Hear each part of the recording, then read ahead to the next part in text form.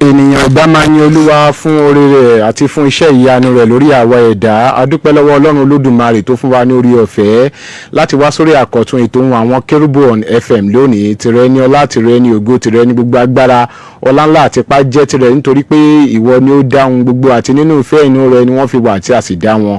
ẹ̀yin wà ní ọ̀run, ẹ̀yin ṣe ohun tó wọ̀nyí nínú ọwọ́ agbára yín, lẹ̀ ń fi agbára yín hàn lórí ilẹ̀. adúpẹ́ o fún ìrànlọ́wọ́ àti ojúrere yín tí ẹ tún fi fún wa lórí ọ̀fẹ́ láti wá sórí àkọ́tún ètò Ohun Àwọn Kerubu on FM lórí ìkànnì Sweet 107.1 FM ní òkè tèmídìrè nílùú Abẹ́òkúta. adúpẹ́ fún orí ọ̀fẹ́, adúpẹ́ fún àánú, adúpẹ́ fún ojúrere, adúpẹ́ fún ọlá, adúpẹ́ fún ààbò, adúpẹ́ fún ìṣẹ́gun àti àtìlẹ́yìn tí a rí gbà láti wá sórí àkọ́tún ètò. a sì ń dúpẹ́ lọ gbogbo ẹ̀yin màmá àti bàbá tí Ọlọ́run ń lò fún ìtẹ̀síwájú ètò yìí láti máa jẹ́ kí ètò yìí kó máa tẹ̀síwájú ní gbogbo ìgbà. mo gbàdúrà pé lórúkọ Jésù olùgbàlà, àánú Ọlọ́run ọ̀gá ògo, ìbùkún rẹ̀ lọ́pọ̀lọpọ̀ àti ọlá rẹ̀ yóò wà pẹ̀lú wa àti ilé wa lórúkọ ti Jésù Kristi olúwa wa.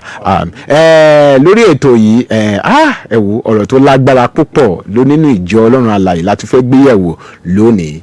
tá a bá ń sọ̀rọ̀ wípé olùṣọ́ àgùntàn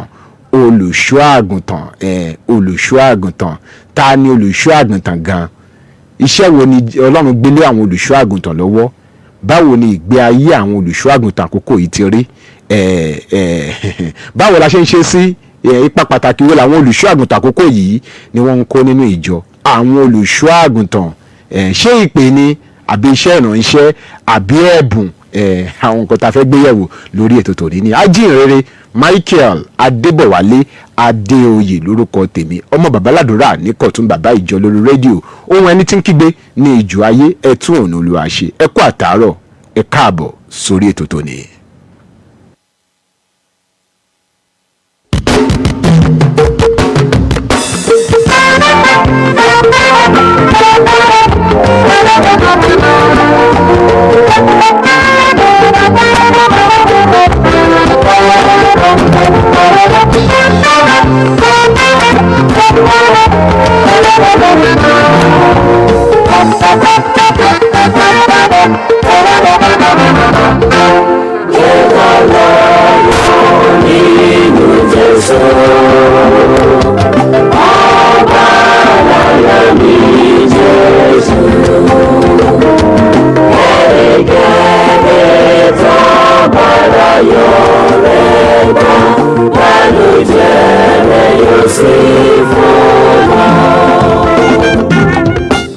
ká má fàkókò ṣòfò lórí ètò tòní, nítorí wípé ẹ̀kọ́, ẹni ń fẹ́ ẹ̀kọ́ ń fẹ́ ìmọ̀, ẹni bá sì kórìíra ìbáwí. ìwé mímọ́ sọ pé kinní kan ni àwọn ò ní dárúkọ rẹ̀ níbí lónìí, nítorí wípé ire ni yóò máa jáde lẹ́nu wa. bàbá wa tí wọ́n jẹ́ àlejò pàtàkì lórí ètò tòní, àwọn ni leader in charge ìjọ C&S Movement Church Ayọ̀ni Kasem District UK, Glory Land Sanctuary tó wà ní Mile 2 ní Concord bus stop ní Àdéhùn Road ní Abẹ́òkúta. àwọn ni àlejò wa. bàbá wa Senior Apostle Pastor Michael Gbolahan Olúgbénga, àwọn ni àlejò wa lórí ètò. bàbá wa ẹ káàbọ̀ sórí ètò. mo kí wa ní orúkọ Olúwa. mo kí yín pé ẹ kú iṣẹ́. ẹ bá wa kí gbogbo àwọn aráalé náà. mo dẹ̀ kí gbogbo àwọn aráalé tó ń gbóhùn wa àtàwọn tó ń wò wá ní orí ìkànnì wípé etí tẹ́ fi ń gbọ́ wa kò ní di, etí tẹ́ fi ń wò wá kò ní fọ́. àmín. ẹ káàbọ̀ sórí ètò náà. bàbá wa olùṣọ́ àgùntàn ní gẹ́gẹ́ bí Ọlọ́run ti ń lò yín fún iṣẹ́ rẹ̀. ṣé oyè ni olùṣọ́ àgùntàn ni? ṣé ẹ̀bùn níṣẹ́ olùṣọ́ àgùntàn ni àbí ìpè? èwo ló jẹ́ gan-an ní mẹ́tẹ̀ẹ̀ta? ẹ ṣe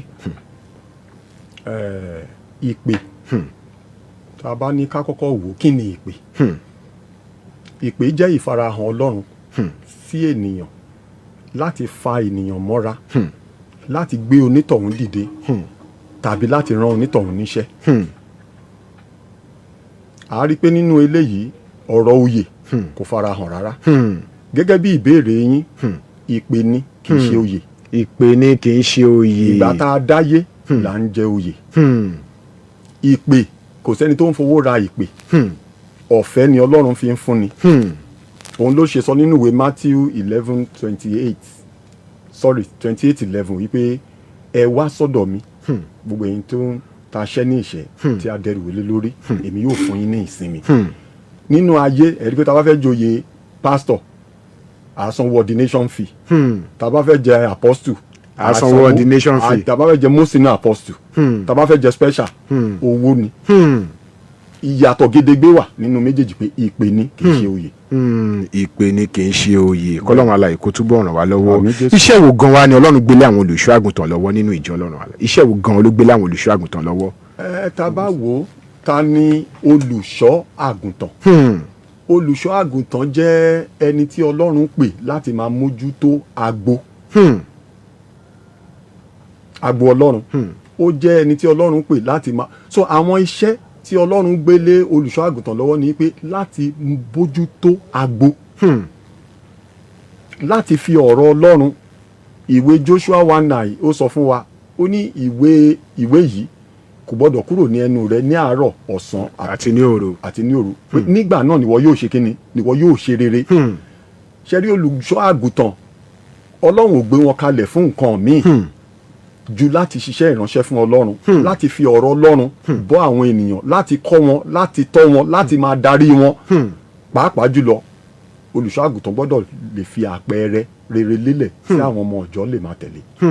kọ́lọ́run alààyè kó túbọ̀ ràn wá lọ́wọ́. Kí ni àwọn nǹkan tí kì í ṣe ẹ wo bí jẹ́ ká wọnú ìjọ Ọlọ́run alààyè lónìí ẹ jẹ́ ká wo bí ìrìn àjò ìjọ Ọlọ́run alààyè ṣe rí oríṣiríṣi àwọn nǹkan tó ń ṣẹlẹ̀ nínú ìjọ Ọlọ́run. Kí ni àwọn nǹkan tí kì í ṣe iṣẹ́ olùṣọ́ àgùntàn tá a ti dààmú pọ̀ mọ́ iṣẹ́ olùṣọ́ àgùntàn lónìí? Lórúkọ Jésù Ọlọ́run á ràn wá lọ́wọ́. Àmín. Ìjọ ti wọnú ayé. Ayé ti wọnú ìjọ. Ṣùgbọ́n oníkálukú wa la gbọ́dọ̀ dá ìpè wa mọ̀. A gbọ́dọ̀ mọ èrè ìdí tí Ọlọ́run fi pè wá. Ẹ jẹ́ n sáré ṣe àpẹẹrẹ kékeré kan bàbá wa Pastor Sam Adéyẹmí Tony Daystar.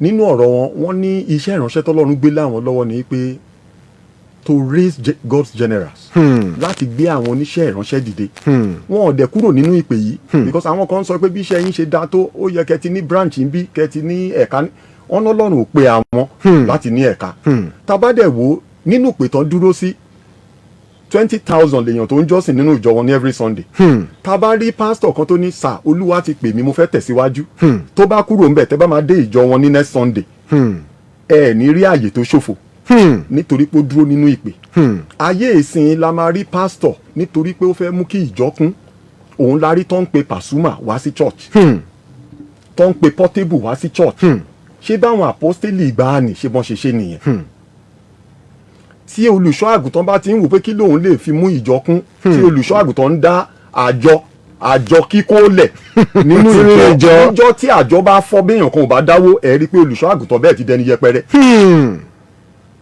A gbọ́dọ̀ dúró nínú ìpè tá a bá rí olùṣọ́ àgùntàn tó ń bá wọn process travelling tó ń bá wọn ṣètò ọ̀rọ̀ ilẹ̀ tí orú nǹkan bẹ́ẹ̀ bá padà bẹ́yìn yọ ojú wo làwọn ọmọ ọ̀jọ́ fẹ́ máa fi wò ó. So gẹ́gẹ́ bí ìwé sáàmù ṣe sọ ó ní láti ìpilẹ̀ṣẹ̀ wá ni Ọlọ́run ti pa ààlà rẹ̀ pé omi òkun kò gbọ́dọ̀ kọjá bèbè rẹ̀ ṣẹ́ni táwọn olùṣọ́ àgùntàn tá a bá ń ṣe àṣàrò lórí ọ̀rọ̀ yìí mo jẹ́ olùṣọ́ àgùntàn kò láàmì gbèdéke lórí o we have our boundaries and we have our limits tá a bá ti kọjá gbèdéke wa tá a dúró nínú ìpè tọ́lọ́run pè wá a rí i pé gbogbo nǹkan ní ìrọ̀rùn ló máa lọ. Ọlọ́run alààyè kó túbọ̀ ràn wá lọ́wọ́. Ètò Ohun Awon Kerubu FM ló ń lọ lọ́wọ́lọ́wọ́ ẹ jẹ́ ká dókè lọ́hùn à ń padà bọ̀ ìgbé ayé àwọn olùṣọ́ àgùntàn nínú ìjọ Ọlọ́run lónìí ni ohun tí à ń gbé yẹ̀wò lórí ètò tòní à ń padà bọ̀ lórí ètò ẹ ṣeun púpọ̀ ìpè wá.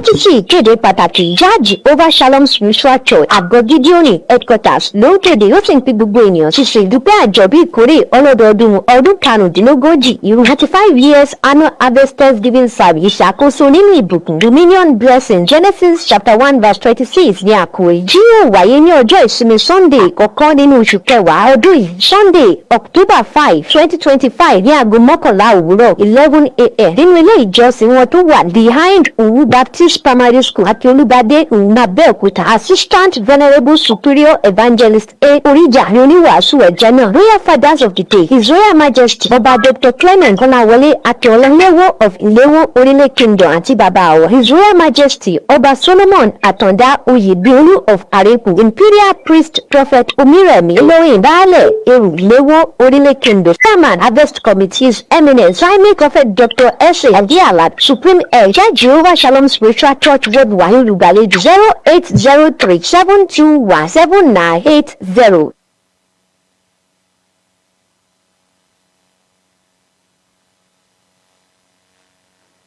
Tẹ́tí sí ìkéde pàtàkì yìí Evergreen Àpàlà Ògòdó Ministers ṣe àgbékalẹ̀ àgbẹ̀ yamuyamu ètò kan tí wọ́n pè ní Sacrifice of Praise ẹbọ ọpẹ́ season 7 ẹlẹ́ẹ̀kejì irú ẹ̀ àti ìfilọ́lẹ̀ àgbo orin tuntun èyí yóò wáyé ní ọjọ́ Wednesday October 1st 2025 nínú ìjọ Sacred Christian Church Ebenezer Model Parish Abiola Abẹ́òkúta bẹ̀rẹ̀ láago 12 ọ̀sán. Lára àwọn olórin tí yóò fi irun ṣe iṣẹ́ ìránṣẹ́ níbẹ̀ ni Ọlá Genesis Budenworth Jẹjẹlọlá Minister IPG Pillar of Praise Ṣọlá Fúnmiláyọ̀fẹ́ Jésù Minister Olúwa Ládípọ̀ àti àwọn olórin ẹ̀mí mìíràn nígbà tí Abọ́ládé Evergreen tó jẹ́ olùgbàlejò ẹ tún máa láǹfààní láti máa wá kìtìkìtì lọ́jọ́ náà lórí ìkànnì P Samson Abọ́ládé Babátúndé àti Evergreen Àpàlà Ògòdó Ministers lórí YouTube èyí náà darapọ̀ mọ́ wa kájọ wo ẹbọ ọpẹ́ fún ọba tí ọpẹ́ tọ́ sí ẹ̀mí ọpẹ́ wa ò ní kan.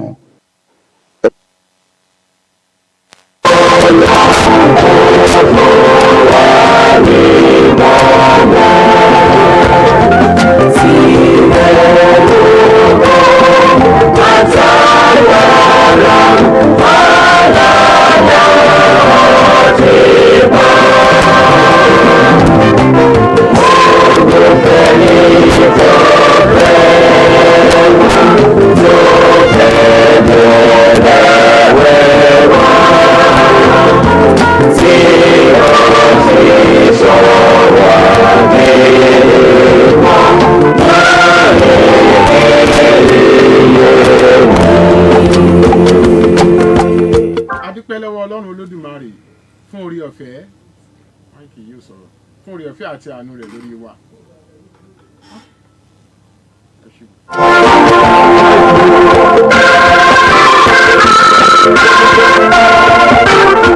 adúpẹ́ lọ́wọ́ ọlọ́run olódùmarè fún oore ọ̀fẹ́ àti àánú rẹ̀ lórí wa ojú rere rẹ̀ tó tún fi dá padà sórí ètò Ohun Àwọn Kérúbù on FM níbi tí a ti ń sọ̀rọ̀ nípa ojúṣe àwọn olùṣọ́ àgùntàn nínú ìjọ ọlọ́run alààyè bàbá wa nínú olúwa tí wọ́n jẹ́ leader in charge ìjọ CNS Movement Church ayọ̀ni Kasem District UK Glory Land Sanctuary tó wà ní mile 2 ní Concord bus stop ní Àdéhùn Road ní Abẹ́òkúta àwọn ní àlejò wa senior apostle pastor Michael Gbolahan Olúgbénga àwọn ni ọlọ́run lò láti ṣí wa létí lórí ètò tòní. bàbá wa lẹ́ẹ̀kan ẹ sọ̀rọ̀ nípa ẹ̀ ń bá wa sọ̀rọ̀ nípa iṣẹ́ ìránṣẹ́ àwọn olùṣọ́ àgùntàn.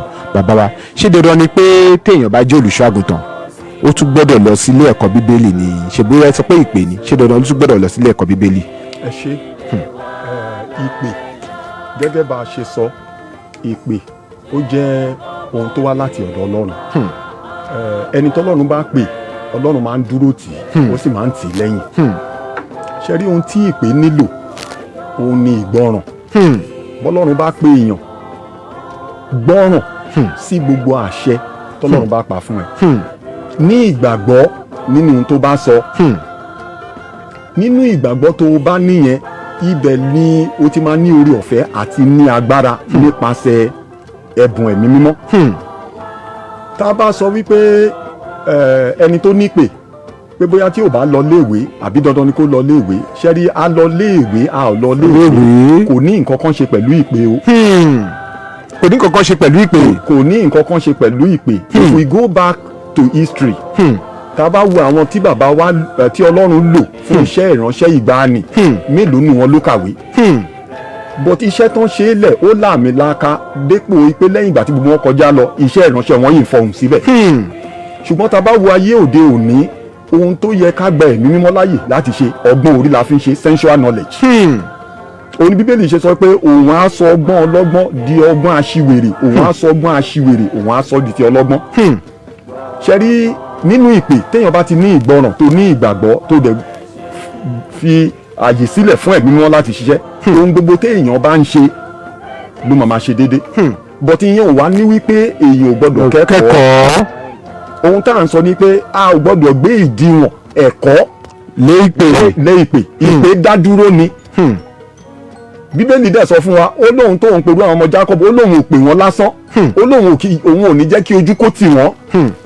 so ìpè ọ̀tọ̀ bọ̀ kí iṣẹ́ ìránṣẹ́ bá dán mọ́rán because ṣe rí ayé tá a wà ń sẹ́ ayé ti lu jára tó bá lò nípè tí anointing ẹ̀ ń fọhùn kò má ní knowledge internet ṣe rí pé a kù díẹ̀ káàtó a kù díẹ̀ but a ní ìmọ̀ ìwé kò ní nǹkan kan ṣe pẹ̀lú ìpè bọ́ kí ìpè bá dán mọ́rán kí ìpè bá túbọ̀ la àgbáyé já tẹ́ bá wo àwọn bàbá wa wọn ò ní access sí ohun gbogbo táwa ní bóun là ń ṣe táwọn èèyàn ń wò wá tó ń gbọ́ wa yìí bọ́ láyé ìgbà yẹn kò sí orí ọ̀fẹ́ ìmọ̀ sáyẹ́ǹsì ló gbé wa dúró bíbí so nǹkan tá à ń sọ ni pé ìpè dá dúró ni ìwọ tọ́lọ́run bá fún ní orí ọ̀fẹ́ lọ kọ́ ẹ̀kọ́ a dẹ̀ fẹ́ fi àkókò yìí sọ fún ìjọ ẹ jẹ́ ká gba àwọn olùṣọ́ àgùntàn wa láàyè láti tẹ̀síwájú láti kọ́ ẹ̀kọ́ láti di ẹni tó mọ̀ because a bá sọ pé ibi iṣẹ́ ìránṣẹ́ lọ́lọ́run pè é sí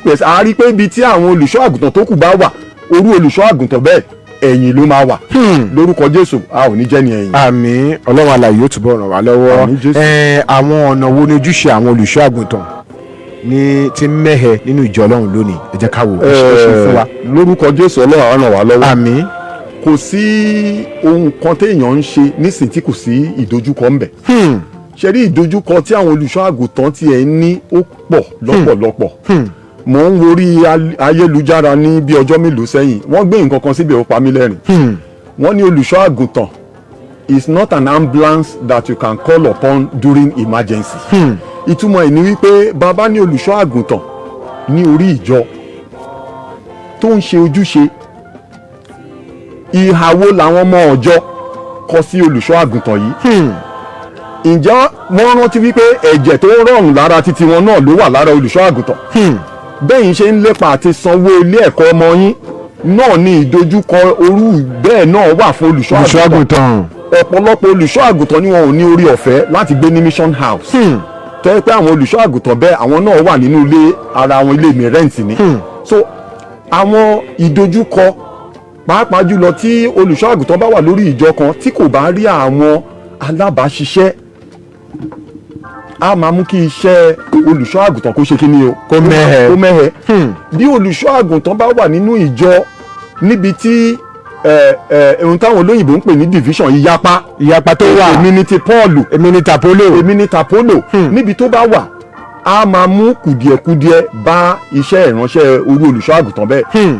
bákan náà olùṣọ́ àgùntàn tó bá wà lábẹ́ ìjọ tí òye ọ̀rọ̀ bíbélì ò bá yé àwọn alákòóso wọ́n á máa rí ohun gbogbo tí olùṣọ́ àgùntàn yẹn ń ṣe pé kì í ṣe báyìí kì í ṣe bá a ṣe ń ṣe nìyí. pàápàá jùlọ olùṣọ́ àgùntàn tí kò bá sound nínú ọ̀rọ̀ Ọlọ́run tó bá ṣe ṣìpẹ́rẹ́ tó lọ mú àjèjì ẹ̀kọ́ wá táwọn ọmọ ọ̀jọ́ tó ní ìmọ̀ bíbélì bá fi ka mọ́ lọ́wọ́ pẹ́rẹ́ látijọ́ yẹn ó di ẹni yẹpẹrẹ ni. nítorí ẹ̀ olùṣọ́ àgùntàn ó gbọ́dọ̀ jẹ́ni tó sound tó ń wá ojú Ọlọ́run ní gbogbo ìgbà nítorí pé kí ni Sátánì ò fẹ́ kí olùṣọ́ àgùntàn kankan kó ṣe kí ni o kó ní àṣeyọrí. ìdojúkọ lọ́tún ìdojúkọ lósì ẹ wo olùṣọ́ àgùntàn tó wà lórí ìjọ tó ń gbààwẹ̀ tó ń gbàdúrà nínú ẹ̀ ní ìgbógun ìdẹwò oríṣiríṣiríṣi ló ti máa wá. bí olùṣọ́ àgùntàn tó bá kùnà láti máa gbàdúrà ní gbogbo ìgbà àbí láti máa gbààwẹ̀ kò jìnnà sí ìdánwò lórúkọ Jésù a ò ní ṣubú ara a ò dẹ̀ ní ṣubú ẹ̀mí. àmín Ọlọ́run alààyè yóò túbọ̀ ràn wá lọ́wọ́. àmín Jésù. kí wàá ní àmọ̀ràn yín fún àwọn aṣíwájú tí àwọn olùṣọ́ àgùntàn tó wà lábẹ́ wọn. ṣe rí ayé tá a wà ń sìn tá a bá ní ká máa ṣiṣẹ́ ìránṣẹ́ yìí ní bá a ṣe ń ṣe bọ̀ àwọn èèyàn máa ń dáṣà kan wọ́n ní bí olùṣọ́ àgùntàn kan bá gbàdúrà àbí tó bá ṣe ohun kan wọ́n ní olúwa á túbọ̀ máa ràn yín lọ́wọ́ olúwa á túbọ̀ sọ agbára dọ̀tun àwọn olùṣọ́gbọ́n ti ń jẹ́ kó yáwọn èèyàn ọ̀gùn sí pé èèyàn ní dọ̀tun o dọ̀tun ní ìdí àti jẹun ó ní ìdí àti wọṣọ so kí ni ohun tá à ń sọ ní kúkúrú ni wípé olùṣọ́ àgùntàn lóòótọ́ ọlọ́run ló pè wọ́n ṣùgbọ́n àwọn alákòóso àti ìjọ a gbọ́dọ̀ máa ṣe àbójútó wọn ó burú jáì tẹ́ bá gbọ́ iye tí wọ́n ń san fún àwọn olùṣọ́ àgùntàn míì ó burú jáì àti gbọ́rí nígbà kan as low as 3,000 naira. olùṣọ́ àgùntàn tó ń bá dẹ̀ tọ́jú ìgbà wo ni kò ní ṣe nǹkan tó yẹ kó ṣe. lórúkọ jésù ọlọ́run á ràn wá lọ́wọ́. àmín. ìmọ̀ràn mi sí àwọn alákòóso àtàwọn ọmọ ọjọ́ pàápàá ni wípé bí ẹ ṣe ń fẹ́ kí olùṣọ́ àgùntàn máa bẹ̀ yín wò bẹ́ẹ̀ náà ni olùṣọ́ àgùntàn náà nílò ìbẹ̀wò. ọ̀pọ̀ ìgbà ni olùṣọ́ àgùntàn máa wà nínú ìdojúkọ nítorí pé iṣẹ́ tá a gbélé lọ́wọ́ àìgbọ́dọ̀ má ṣe ni a gbé ìdojúkọ tiẹ̀ sílẹ̀ a wá sínú ìjọ láti wá ṣiṣẹ́ ìríjú so à ń fi àkókò yìí bẹ àwọn ọmọ ìjọ wípé ẹ jẹ́ ká máa ṣe àbẹ̀wò àti ìtọ́jú àwọn olùṣọ́ àgùntàn wa gẹ́gẹ́ bó ti tọ́ àti gẹ́gẹ́ bó ti yẹ. ètò Ohun Àwọn Kerubu on FM ló ń lọ lọ́wọ́lọ́wọ́ à ń bọ̀ tá a bá gbé padà dé àwa aṣojú òpó sílẹ̀ fáwọn tá a bá ní wọn kan tàbí mi láti sọ ẹ jẹ́ ká tún dé kílẹ̀ ọ̀nà à ń padà bọ̀.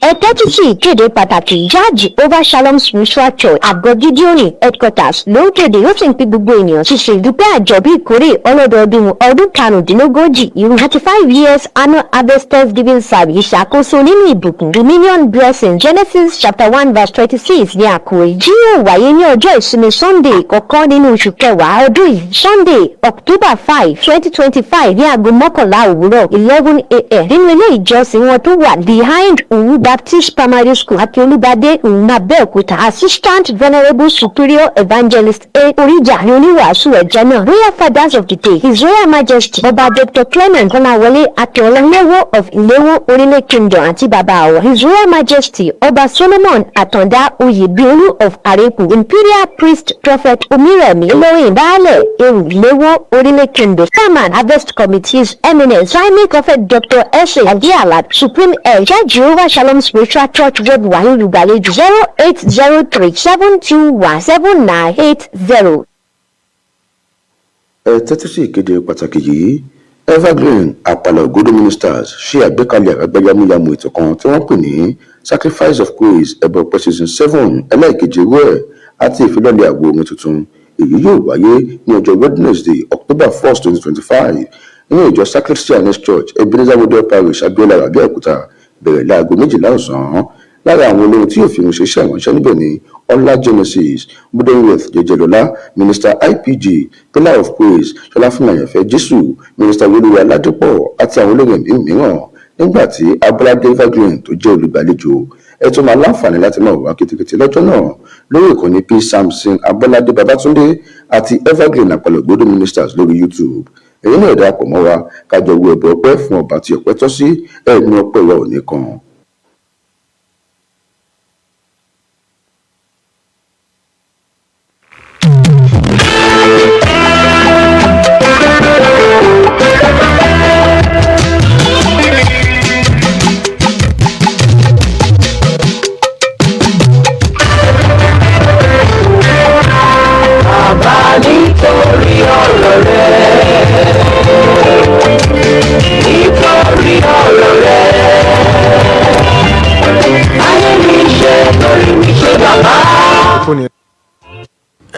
ẹ káàbọ̀ padà sórí ètò Ohun Àwọn Kerubu on FM láti iléeṣẹ́ Sweet 107.1 FM ní òkè tèmídúró nílùú Abẹ́òkúta. fún ẹ̀yin tẹ́ bá fẹ́ pè wọlé sórí ètò yìí à ń sọ̀rọ̀ nípa ìgbé ayé àwọn olùṣọ́ àgùntàn nínú ìjọ Ọlọ́run alààyè lónìí 0707 316 0403 0707 316 0403 0707 316 0403 0812 411 3677 0812 411 3677 ní nọ́mbà tẹ ní àǹfààní láti pè sí. bàbá wa nínú olúwa tí wọ́n jẹ́ leader in charge fún ìjọ CNS Movement Church ayọ̀nío Kasem District UK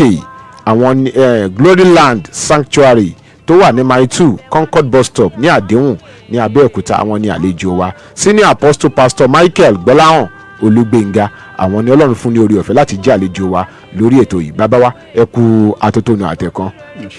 bàbá wa kí ni ọ̀rọ̀ àmọ̀ràn yín fún gbogbo kìrìsìtẹ́nì ní irú àkókò báyìí? kí ni ọ̀rọ̀ àmọ̀ràn yín fún gbogbo kìrìsìtẹ́nì? àmọ̀ràn mi fún gbogbo kìrìsìtẹ́nì ni wípé ẹ má jẹ́ ká rẹ̀wẹ̀sì.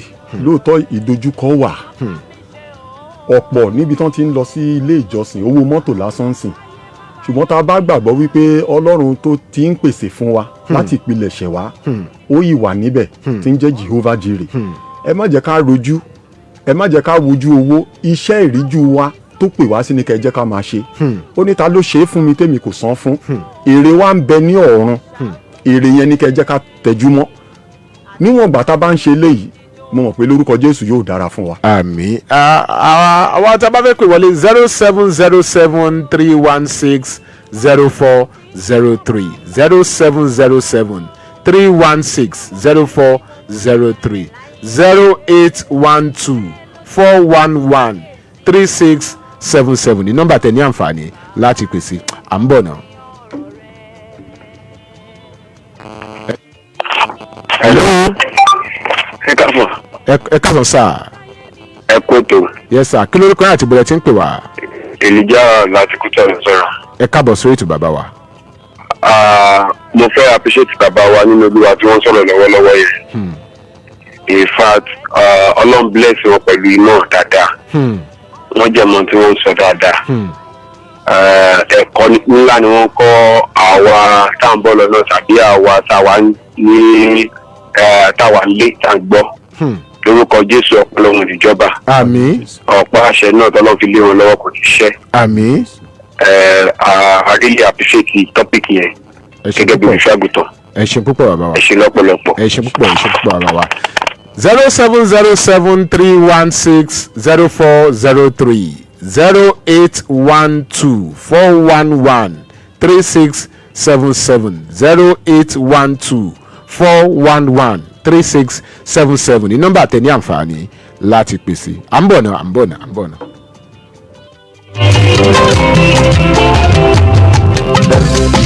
Ọlọ́run yára gbà mí,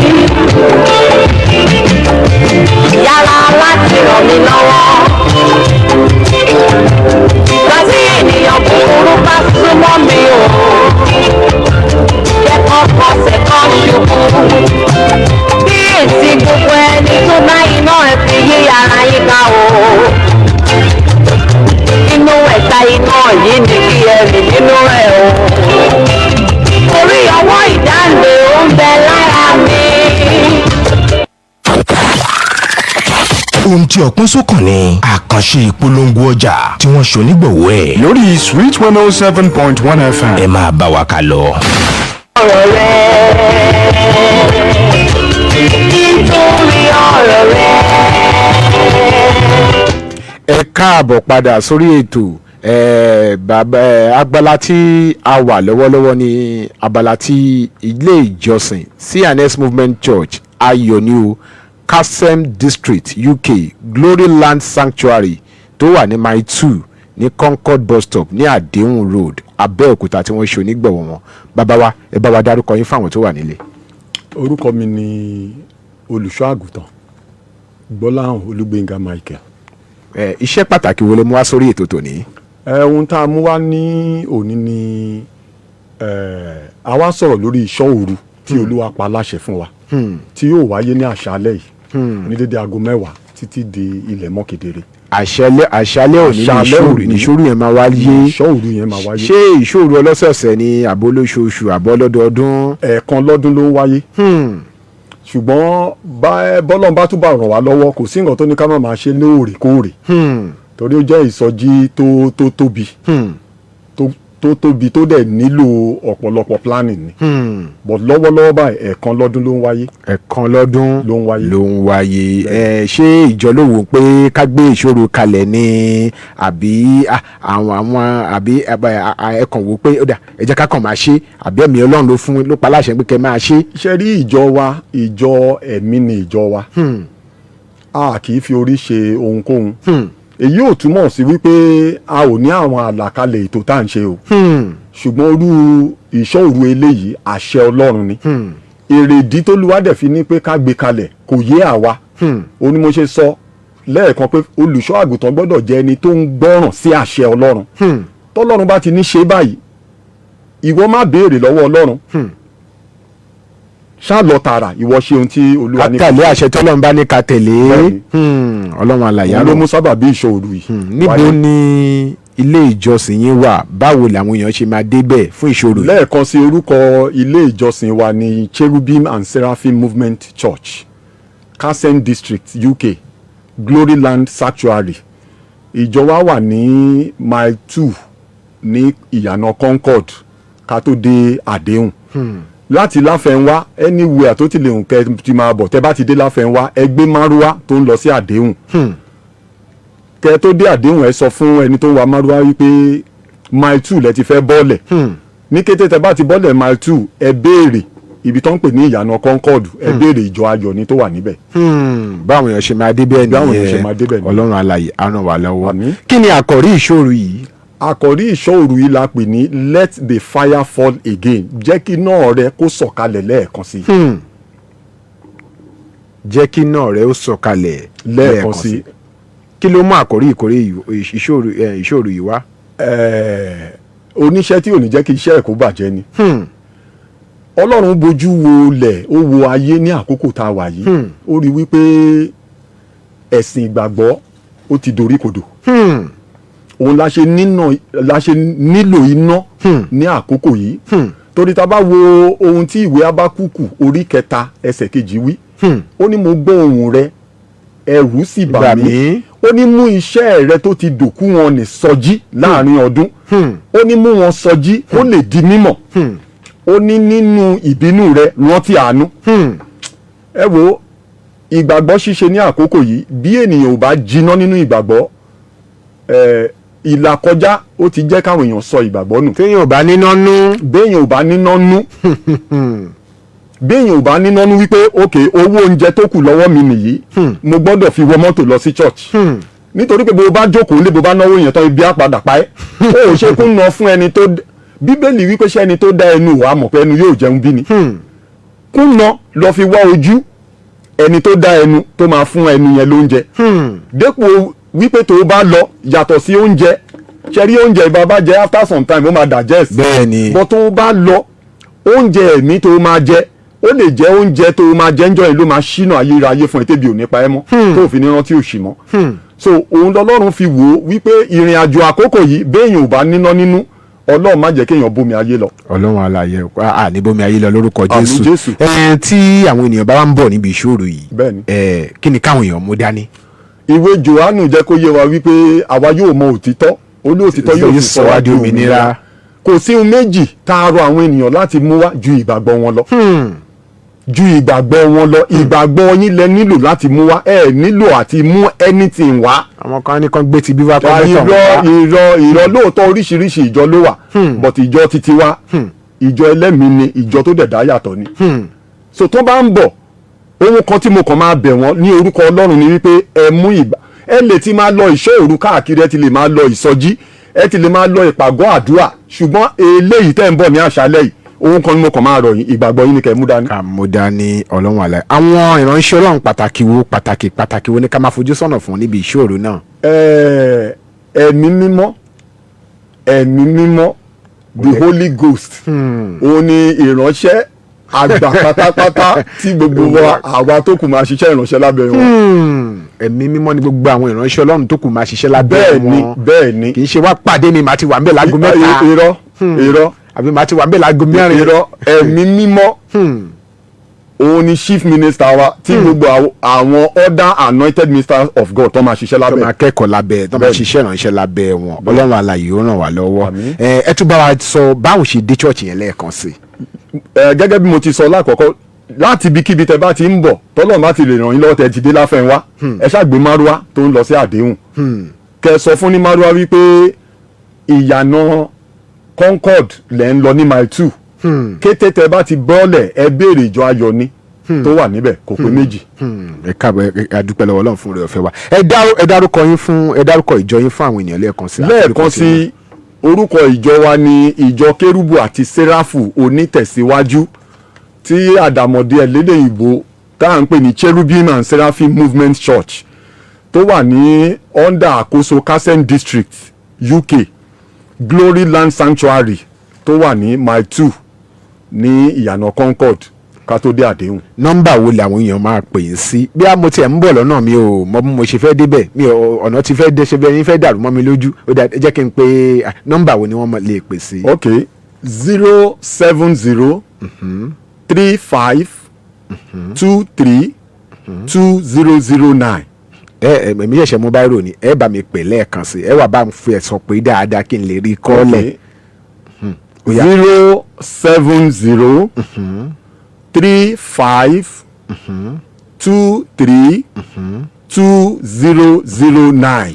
nọ́mbà tẹ ní àǹfààní láti pe bàbá wa nínú Olúwa sí nìyẹn fún àgbàyanu ìṣọ́ òru tí ó wáyé lálẹ́ òní àgbàyanu tí wọ́n pe àkórí rẹ̀ ní jẹ́ kí iná ó sọ̀kalẹ̀ lẹ́ẹ̀kan sí tí ìjọ C&S Movement Church ayọ̀níò Kasem District UK Glory Land Sanctuary tó wà ní mile 2 Concord bus stop ní Àdéhùn Road ní Abẹ́òkúta tí wọ́n gbé kalẹ̀ fún alẹ́ òní. ẹ̀yin tí ẹ bá ní nǹkan tàbí òmíràn tí ẹ fẹ́ bá wọn sọ bí ẹ fẹ́ máa lọ lọ́nà ẹ ò mọ̀nà àbí ọ̀nà ẹ fẹ́ ṣe bẹ́ẹ̀ ní dà nọ́mbà tẹ ní àǹfààní láti pè wọ́n sí nìyẹn 070 35 23 2009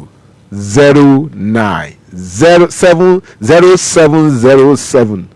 0703 35 23 2009 070 35 23 2009 ní nọ́mbà tẹ ní àǹfààní láti pe bàbá wa nínú Olúwa tí wọ́n jẹ́ àlejò wa lórí ètò tòní sínú Apostle Pastor Michael Gbolahan Olúgbénga àwọn ni àlejò tí wọ́n wá láti ìjọ C&S Movement Church ayọ̀níò Kasem District UK Glory Land Sanctuary tó wà ní mile 2 ní Concord bus stop ní Àdéhùn Road ní Abẹ́òkúta. bàbá wa ẹ káàbọ̀ sórí ètò lẹ́ẹ̀kan sí inú wa dùn láti ní kẹ́ẹ̀ tó máa lọ gbàdúrà fún lórí ètò yìí àti gbogbo àwọn kan tó ń gbọ́. Ọlọ́run tó pọ̀ ní ipá àti agbára gbéga ní orúkọ yín Ọlọ́run gba ọpẹ́ wa àmín Ọlọ́run gba ìyìn wa àmín. ǹjẹ́ a fi iléeṣẹ́ ilé yín lọ́wọ́ lórúkọ Jésù iléeṣẹ́ yìí ò ní jóná. àmín. gbogbo òṣìṣẹ́ tó ń ṣiṣẹ́ nílé iṣẹ́ yìí lórúkọ Jésù kó Olúwa kó gbé orí yín sókè. a fi àkókò yìí gbàdúrà fún orílẹ̀-èdè Nàìjíríà. ìwé Kíróníkù orí 20 ẹsẹ̀ 6 sọ wípé Ọlọ́run àwọn bàbá wa ìwọ ha kọ́ ni Ọlọ́run bí.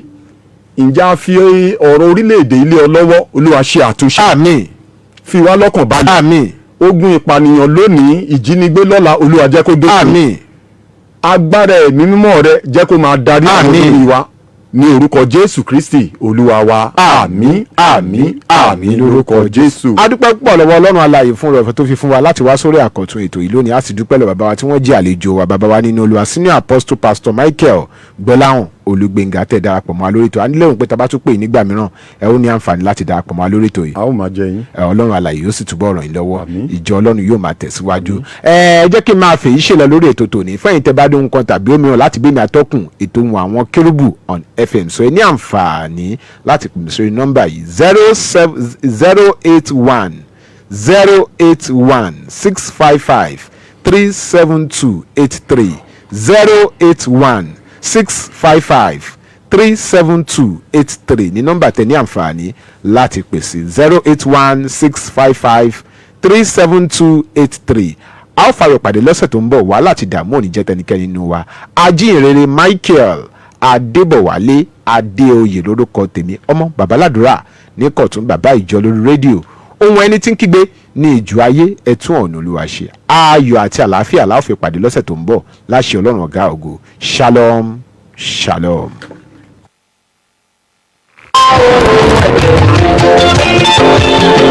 àwọn mi sọ́dẹ̀ níbi.